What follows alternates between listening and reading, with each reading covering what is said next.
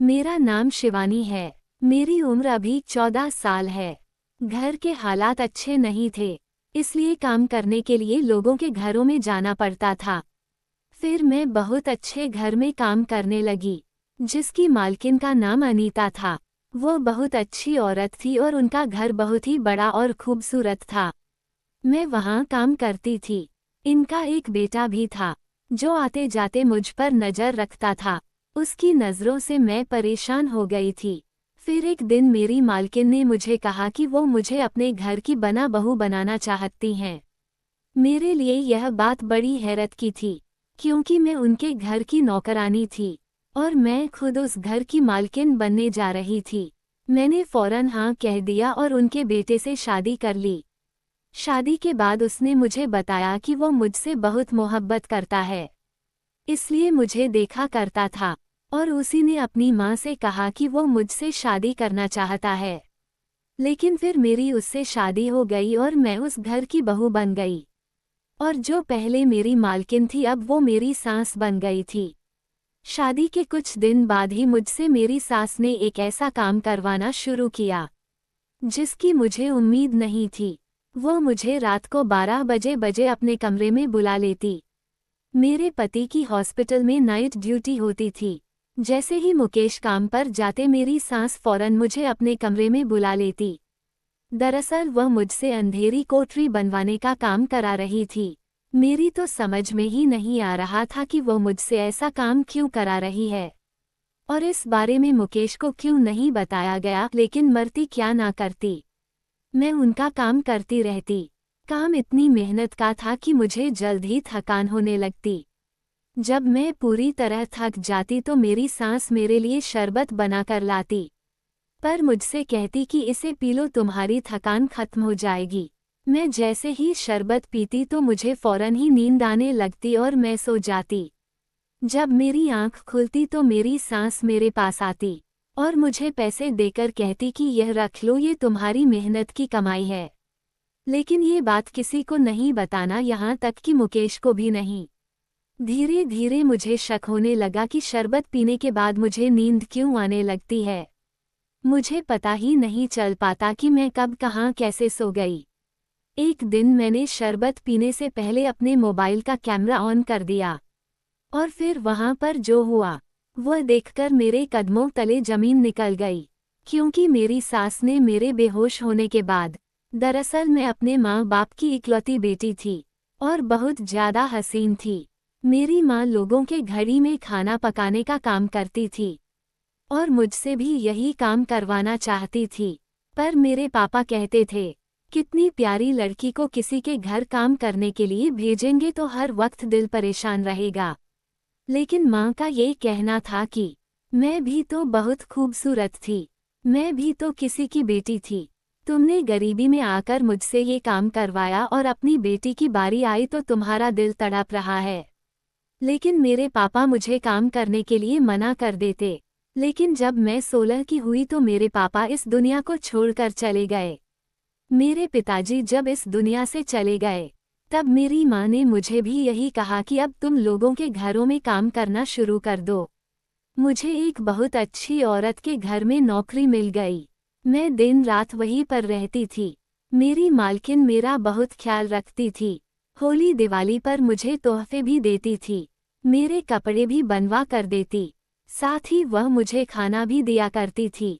जब भी उसके घर कोई आता तो मुझे देखकर पूछ लेता, क्या ये तुम्हारी कोई रिश्तेदार है?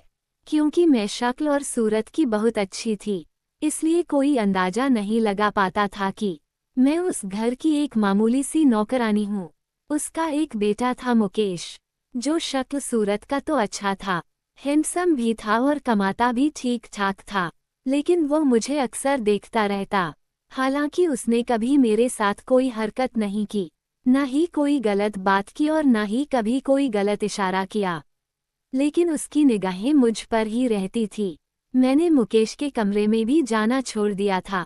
मैं खाना बनाती और मालकिन से कह देती थी कि आप खुद ही खाना इनको दे दो। मैं उससे दूर दूर रहने लगी, क्योंकि मुझे ये सब अच्छा नहीं लगता था। लेकिन एक दिन मालकिन की तबीयत बहुत ज़्यादा खराब हो गई। और उन्होंने कहा कि मैं तुम्हें अपने घर की दुल्हन बनाना चाहती हूँ। ये बात सुनकर मैं हैरान हो गई। फिर सोचा कि शायद बीमारी में आकर उन्होंने इस तरह की बात कर दी होगी, क्योंकि वह काफी समय से बीमार भी रहती थी।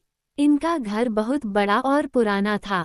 इस तरह के घर तो आजकल दिखते भी नहीं है, और मुझे ऐसे घर बहुत पसंद है। हालांकि घर अभी भी बहुत अच्छा लगता था। अगली सुबह जब इनकी तबीयत बेहतर हुई तो मालकिन कहने लगी कि मैंने कल तुम्हें एक बात की थी। मैंने कहा कि मैंने बुरा नहीं माना, क्योंकि आपकी तबीयत खराब थी, इसलिए शायद आपने बीमारी की वजह से वो बात कह दी है। तो इस पर मालकिन कहने लगी कि मैंने बीमारी में आकर बात नहीं की थी। मैं हकीकत में तुमसे अपने बेटे की शादी करना चाहती हूँ। तुम खुद ही सोचो, अब इस उम्र में मैं अपने बेटे मुकेश के लिए कोई लड़की ढूंढने के लिए दौड़ भाग नहीं कर पाऊंगी। उसके बाद पता नहीं उसका नेचर कैसा हो, काम धाम कैसा करें, मेरे घर का मेरे बाद ख्याल रख सके या ना रख सके। तुम में वहाँ सारे गुण हैं जो एक अच्छी लड़की में होने चाहिए। अब ना तो इस उम्र में मेरे अंदर इतनी हिम्मत है, ना इतनी ताकत की मैं तुम्हारे जैसी और दूसरी लड़की ढूंढ सकूं, क्योंकि तुम खूबसूरत तो हो ही, और बहुत अच्छी तरह से मेरे घर का और मेरे बेटे और मेरा ख्याल भी रखती हो। तो मैं चाहती हूँ अब इस नौकरी को हम रिश्तेदारी में बदल दें। तुम्हारे हाथ का खाना मुकेश को पसंद भी बहुत आता है। जहाँ तक मुझे ये भी पता है कि मुकेश को कोई और लड़की पसंद नहीं है। अगर उसे कोई और पसंद होती तो मैं बेशक उसी लड़की से उसकी शादी करवाती, और इसीलिए मैंने फैसला कर लिया है कि मैं अपने बेटे मुकेश की शादी तुमसे ही करूंगी। तुम अपने माँ बाप को मेरे घर भेज दो। जब मैंने ये बात घर आकर अपनी माँ को बताई तो मेरी माँ ने बहुत बातें सुनाई। उसने कहा कि तूने ही कोई चक्कर चलाया होगा, उसके बेटे को अपने हुस्न के जाल में फंसा लिया होगा। जबकि मेरे दिमाग में तो कुछ और ही चल रहा था, क्योंकि मैं अपने खानदान की सबसे खूबसूरत लड़की थी, इसलिए खानदान के जितने भी लड़के थे सबके रिश्ते मेरे लिए आ चुके थे। लेकिन हुस्न होता है तो नजाकत आ ही जाती है, इसलिए मेरे अंदर भी थोड़ी नजाकत थी और मैंने सारे रिश्तों को ठुकरा दिया था। इसलिए अब मैं सोच रही थी कि जब सारे ठुकराए हुए रिश्तेदारों को ये पता चलेगा कि मैं तो एक बड़ी हवेली की बहू बन गई हूँ, तो उनके दिल पर तो सांप लौट जाएंगे। और बस अपनी सोचों में आकर मैंने कोई बात ना की और अपनी माँ से कहा कि मेरी शादी यहाँ पर ही कर दो। कुछ दिनों में मेरी शादी मुकेश से हो गई।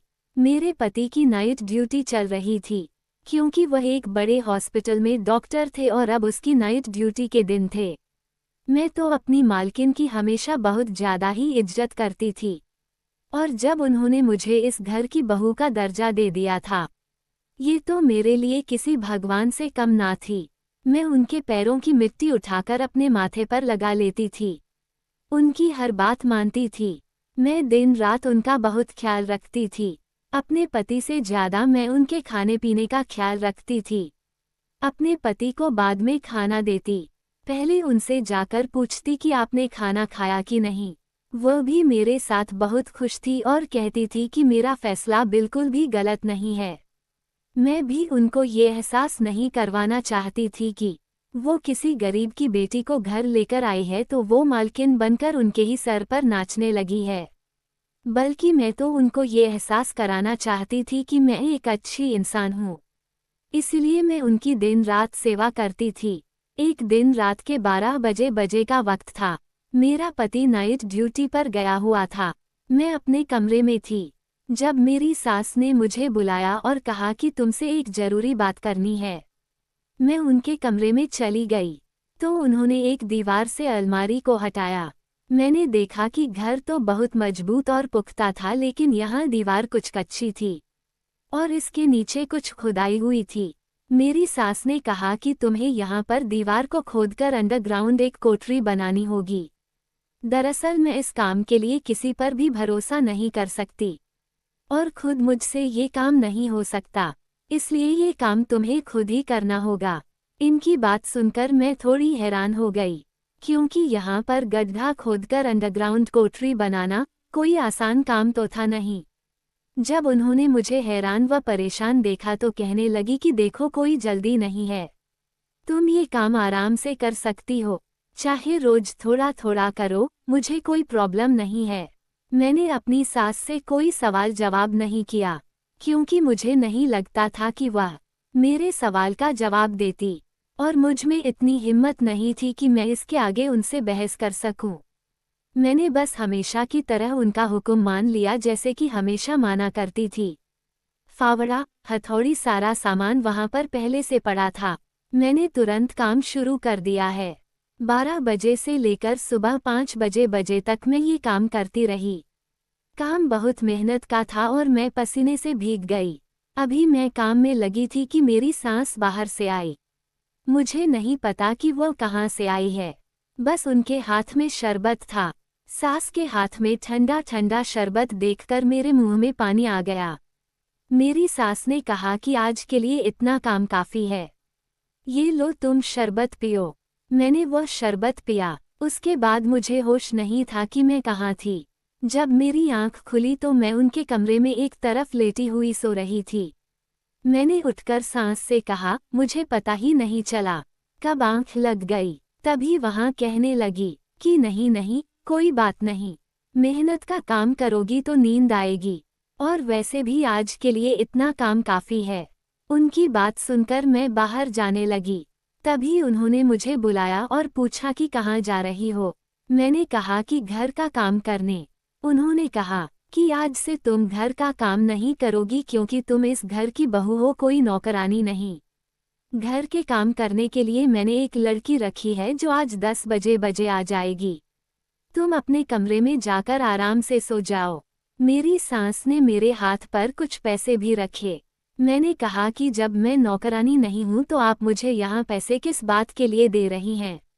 वहाँ कहने लगी कि बेटा ये पैसे मैं अपनी उस बेटी को दे रही हूँ जो मेरी मदद कर रही है और मुश्किल वक्त में मेरा साथ दे रही है। लेकिन मेरी बच्ची यह बात किसी को ना बताना, यहाँ तक कि अपने पति मुकेश को भी नहीं। मेरी सास मेरा इतना ख्याल रख रही थी। वह चाहती तो मुझसे सारे घर के काम करवाती, लेकिन मेरे आराम के लिए उन्होंने नौकर रख लिया, जबकि मैं खुद एक नौकरानी थी। पर आज कोई और मेरे लिए काम करने वाली आ गई थी। इससे बड़ी और क्या बात हो सकती है। मैंने उनको कहा कि मुझे पैसे नहीं चाहिए और यह बात मैं किसी को नहीं बताऊंगी। लेकिन मेरी सास ने वहां पैसे दे दिए और कहा कि अपने लिए जो तुम्हारा दिल करे वह सब ले लेना, कपड़े, जूते, खाने पीने की चीजें, और अपनी माँ को भी शॉपिंग करवा देना, वह भी खुश हो जाएगी। मेरी सास किस कदर की अच्छी इंसान थी। मेरे दिल में उनकी इज्जत और भी बढ़ती जा रही थी। पैसे लेकर मैं कमरे में आ गई। पैसे गिने तो 25,000 रुपये थे। वो इतनी तो मेरी तनख्वाह भी नहीं थी। इसके बाद मैं आराम से दोबारा सो गई और मुझे बहुत अच्छी नींद आई। मेरा पति दोपहर में आ जाता था। उसको ये बात मैंने नहीं बताई, लेकिन उसने नोट कर लिया कि मैं काफ़ी थकी हुई लग रही हूँ। मैंने कहा कि बस ऐसे ही, मैं तो आराम करके थक गई हूँ। माँ ने मेरे लिए नौकरानी रखी है, टाइम इस घर में कैसे गुजरेगा। मेरे पति ने कहा कि इस घर में जल्द ही छोटे मेहमान आ जाएंगे तो फिर तुम्हारा वक्त अच्छे से गुजर जाएगा। लेकिन मुझे सास की बात याद आ गई।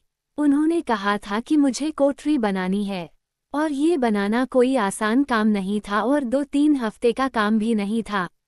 इसमें तो बहुत वक्त लग रहा था, और मेरा पति यह चाहता था कि मैं माँ बन जाऊं तो फिर मैं काम कैसे कर सकती थी। इसलिए परेशान हो गई और अपनी सास के सामने जाकर यह बात मैंने उनको बता दी। तो इस पर वह कहने लगी कि तुम इस तरह बिल्कुल मत होने देना। मैं तुम्हें एक अच्छी डॉक्टर का नंबर देती हूँ, वो डॉक्टर तुम्हें अच्छा मशवरा दे देंगी। मैंने उस डॉक्टर से बात की और फिर उसकी बात मान ली। मेरी सासें ही चाहती थी कि मैं अभी बच्चा पैदा ना करूं, जब तक कि कोठरी का काम पूरा ना कर लूं। मेरे लिए भी फिलहाल ये काम बहुत जरूरी था क्योंकि यह मुझे मेरी सास ने दिया था। दूसरे दिन मैं अपनी माँ के घर गई और उन्हीं पैसे से उनके लिए बहुत सारे गिफ्ट लेकर गई तो वह कहने लगी कि अब तुम सच में बड़े खानदान की बहू लग रही हो। मैंने उन्हें यह नहीं बताया कि यह पैसे मेरी मेहनत के हैं। फिर मेरी माँ भी खुश हो गई थी। मैं बहुत ज़्यादा थक जाती थी। मेरे जिस्म में बहुत दर्द होता था, लेकिन फिर भी मैं यहाँ काम कर रही थी। रोज मैं यहाँ काम करती थी। मेरी सांस जब भी मुझे बुलाती तो मैं सच में बहुत गहरी नींद में सो जाती थी। मेरी आंखें खुलती तो मेरी सास बहुत ज़्यादा खुश होती थी। वो मुझे पैसे दे देती थी। उनके पास रोज अपने लिए भी पैसे होते थे। वो पैसे किसी अलमारी से या अपनी पर्स से निकालकर मुझे नहीं देती थी, बल्कि उनके हाथ में पैसे होते थे। उसमें से थोड़े पैसे वो मुझे दे देती थी और बाकी अपने पर्स में डालकर रख लेती। दिन इसी तरह गुजर रहे थे। शुरुआत में मुझे ये सब करने में बहुत मुश्किल होती थी, लेकिन अब धीरे धीरे थोड़ी आदत पड़ गई। एक दिन अपने पति के साथ मैं बैठी थी तो अचानक मुझे चक्कर आ गया और मैं बेहोश हो गई।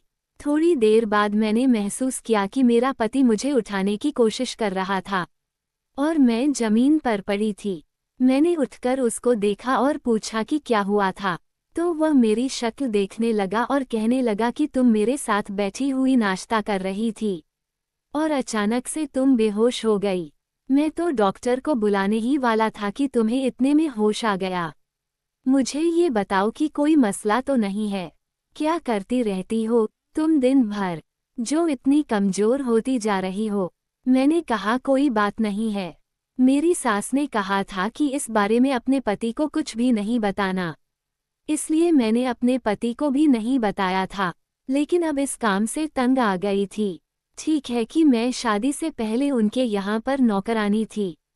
उन्होंने मुझे सर का ताज बनाया, लेकिन अब तो मैं इस घर की बहू थी। अब ये काम किसी और से भी तो करवा सकती थी। इससे तो अच्छा था कि यहाँ मुझसे सारे घर का काम करवाती। मुझे वो सारे काम करने की आदत थी, पर इस तरह तो वाकई मेरी सेहत खराब हो रही थी। आंखों के नीचे काले गड्ढे पड़ रहे थे और मेरी सास की हरकतें मुझे शक में डाल रही थी कि मेरी सास मेरे लिए शरबत को लेकर आती थी। मुझे शरबत पीकर ऐसी नींद क्यों आ जाती थी जो मैं बेहोश हो जाती हूँ? मुझे कुछ याद क्यों नहीं रहता था? मुझे अपने कमरे में भी जाना याद नहीं रहता था। मैं उनके कमरे में ही सोफे पर गिरकर सो जाती थी और सुबह वापस अपने कमरे में खुद को पाती थी। मेरी सास ने मेरे लिए बहुत कुछ किया था, लेकिन मुझे फिर भी यह जानना था कि वहाँ मुझसे अपने ही घर में कोठरी क्यों बनवा रही थी। मैं अकेली लड़की पूरी कोठरी कैसे बना सकती थी जिसमें कोई बैठ सकता था? ये घर काफी पुराना था। इस तरह से यहाँ पर खुदाई कराकर तो कोठरी बनाना अच्छी बात नहीं थी। इस घर की दीवारें पुरानी हो गई थी और कभी भी गिर सकती थी। फिर मेरी सास को ये सब करने की क्या जरूरत थी? मेरी सास ने तो मुझे बच्चा पैदा करने से भी मना कर दिया था और मेरे पति बच्चे के ख्वाब देख रहे थे। वो मुझसे कहता था कि बच्चा पैदा करना है ताकि इस घर में एक छोटा सा नन्हा सा मेहमान आ जाए, हमारी जिंदगी शुरू हो जाए। जब तक मेरा कोठरी बनाने वाला काम खत्म नहीं होता, मैं बच्चा पैदा नहीं कर सकती थी और पता नहीं ये कब खत्म होना था। मैंने सुना था कि पुराने जमाने में जब लोग इस तरह का काम करते थे तो उन्हें सालों लग जाते थे। अगर वाकई ऐसी बात थी तो क्या रोज मुझे इतनी ही मशक्कत करनी थी? मैं इतनी बुरी तरह से पसीना पसीना होकर थक जाती थी। मेरी हालत बहुत बुरी हो जाती थी। जब मैं गिरने लगती तब मेरी सांस मुझसे कहती कि अब तुम आराम से बैठ जाओ और शरबत पी लो। हमेशा मुझे ही पिलाती थी, कभी खुद नहीं पीती थी। हालांकि उनको कोई बीमारी नहीं थी कि वहाँ शरबत नहीं पी सकती थी, मगर मैं फिर भी उनकी सारी बातों को नज़रअंदाज करती रहती थी और सोचा करती थी कि चलो काम है तो खत्म कर देती हूँ। मेरी सास ने मेरी सारी जिंदगी संवार दी थी।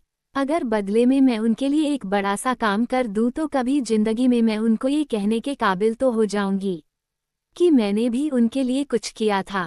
एक दिन मैं अपनी माँ के घर मिलने आई हुई थी कि मेरी तबीयत अचानक से खराब हो गई। वो मुझे डॉक्टर के पास ले गई। मेरी माँ का कहना था एक खुशखबरी है, तो मैंने माँ को कहा कि कोई खुशखबरी नहीं। मुझे लगा कि मैं कमजोरी की वजह से बेहोश हो गई थी। लेकिन जब डॉक्टर के पास गई तो उसने ऐसी बात बताई कि कदमों तले से जमीन निकल गई। डॉक्टर ने कहा कि आप मां बनने वाली है। मैं हैरान रह गई क्योंकि मैंने तो डॉक्टर से पूछकर कुछ ऐसा कर रखा था कि मैं मां नहीं बन सकती थी। फिर मेरे साथ कैसे हो गया, और अगर मेरे साथ ये हो गया था तो फिर मुझे ये काम नहीं करना था। क्या ये बच्चा मेरे पति का ही था? ये बच्चा मेरा पति का नहीं था तो फिर किसका हो सकता था? लेकिन मुझे किसी बात की कोई समझ नहीं आ रही थी। मेरा दिमाग घूम रहा था। मेरी माँ मुझसे कहने लगी कि अब तो इस घर में तुम्हारे कदम और भी मजबूत हो जाएंगे, और तुमने ऐसा मुंह क्यों बना रखा है, जैसे न जाने क्या हो गया हो। तो मैं माँ से बोली, ऐसी कोई बात नहीं है, बस ऐसे ही थोड़ा घबरा रही हूँ। माँ ने कहा, कोई बात नहीं, सबके साथ होता है, पहले पहले बार की बात है, दूसरे बच्चे में आदत हो जाएगी। मुझे समझ नहीं आ रहा था पति को क्या बताऊं और घर में अपनी सास से क्या बात करूं। इसके बाद मैं अपनी माँ के घर से अपने घर वापस आ गई। मेरे सामान में डॉक्टर की रिपोर्ट रखी थी और मेरे पति ने वो रिपोर्ट देख ली। वो मुझसे कहने लगा कि तुमने मुझे अभी तक क्यों नहीं बताया कि तुम माँ बनने वाली हो। तो मैंने कहा कि आज की ही है ये रिपोर्ट, कौन सा महीना भर पुरानी है। ये खबर सुनकर मेरा पति बहुत खुश था। उन्होंने न आव देखा ना ताव जाकर यह बात सीधा अपनी माँ को बता दी। मेरी सास मुझे हैरानी से देखने लगी और फिर मुझसे मौका मिलते ही कहा कि मैंने मना किया था तो यहाँ सब कैसे हुआ।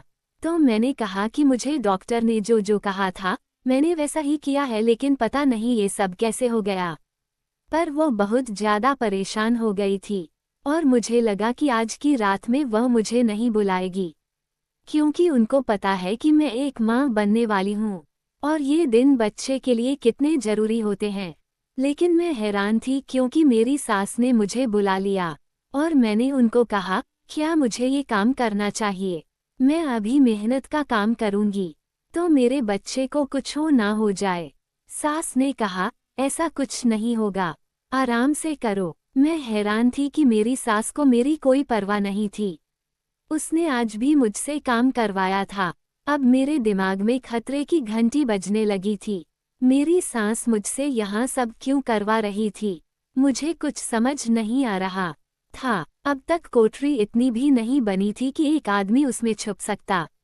मुझसे इतना काम नहीं हो पाता था, लेकिन मैंने सोच लिया कि मुझे क्या करना है। मैंने अगले दिन काम किया और दिमाग में एक प्लान बना लिया। शरबत पीने से पहले मैंने अपना मोबाइल ऐसी जगह पर छुपा दिया जहां से मैं खड़ी हुई नजर आ रही थी और कैमरा ऑन कर दिया। फिर सब कुछ वैसा ही हुआ जैसा हमेशा होता था।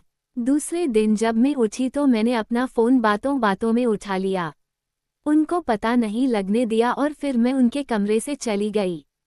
मेरा दिल बुरी तरह धड़क रहा था कि पता नहीं फ़ोन में क्या रिकॉर्ड हुआ होगा। मैं अपने कमरे में आ गई और दरवाज़ा बंद कर लिया। पति तो वैसे भी घर पर नहीं था। फ़ोन की वीडियो प्ले करते हुए हाथ कांप रहे थे कि पता नहीं क्या रिकॉर्ड हुआ होगा, क्योंकि कुछ ना कुछ गड़बड़ थी। इसी बात का तो पता चल गया था। वैसे ही मैंने वीडियो में देखा कि जैसे ही शरबत का गिलास मैंने पी लिया, मैं चक्कर खाकर गिर गई। मेरी सास ने मुझे ऐसे ऐसे खींचकर दूसरी तरफ किया जैसे मैं इंसान नहीं कोई बोरी हूँ। फिर वहाँ पर एक आदमी आया और उसने मेरी सास के साथ कोई बात की। मैं इस समय सोफे पर बेहोश पड़ी थी। फिर उसने मेरी सास को पैसे दिए और कोठरी की तरफ देखा। मुझे कुछ समझ नहीं आ रहा था। वह आदमी वहाँ से चला गया। उस आदमी को मैं नहीं जानती थी, इसलिए मैंने यह बात अपने पति को बता दी। तो मेरी यह बात सुनकर वो हैरान रह गया। मैंने उसको वो वीडियो भी दिखाई। वो उस आदमी को भी जानता था।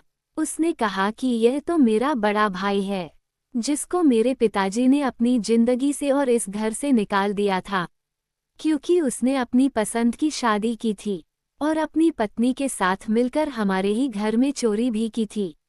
इसलिए पिताजी ने इसको घर से निकाल दिया था।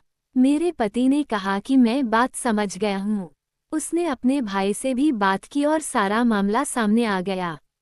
और वहाँ मामला ये था कि मेरी सास के नाम पर एक बहुत बड़ी प्रॉपर्टी थी, जो मेरी सास के जीते जी उनकी थी और मरने के बाद उनके बड़े बेटे की हो जाती। इसलिए मेरी सास अपने कमरे में कोठरी बनवाकर हमेशा के लिए वहाँ रहना चाहती थी और दुनिया वालों के सामने ये साबित करना चाहती थी कि वो इस दुनिया में नहीं रही और इस काम के लिए मेरी सास को भड़काने वाला मेरा जेठ था। वही उनको पैसे लाकर दे रहा था कि मेरा मुंह बंद कर सके, क्योंकि मेरे ससुर के जाने के बाद मेरे पति का कारोबार अच्छा चल रहा था। मेरा जेठ मेरे पति से अपना हिस्सा मांग रहा था और जब उसका हिस्सा ना मिला तो उसने इस तरह से मेरी सास को भड़काया और मुझे भी इस सब में लगा दिया। मेरी गोद में जो बच्चा था वह मेरे पति का ही था और बस किसी तरह कुदरत की तरफ से उसका इस दुनिया में आना लिखा था, इसलिए वह आ गया था। मेरे पति ने मेरी सास से बात की और कहा कि आपने मेरी मासूम बीवी को इस्तेमाल किया है। आपने मेरी शादी भी इसलिए करवाई ताकि आप इससे काम करवा सके, क्योंकि अगर आप किसी और से यह काम करवाती तो आपको डर रहता। आपने इसको इस्तेमाल किया, वह भी तब जब इसकी हालत भी ऐसी थी। मेरे पति ने कहा कि जो भी करना है करें, चाहे तो इस दुनिया के लिए मर जाए और इस घर के लिए भी, लेकिन मैं आपके साथ नहीं रहूंगा।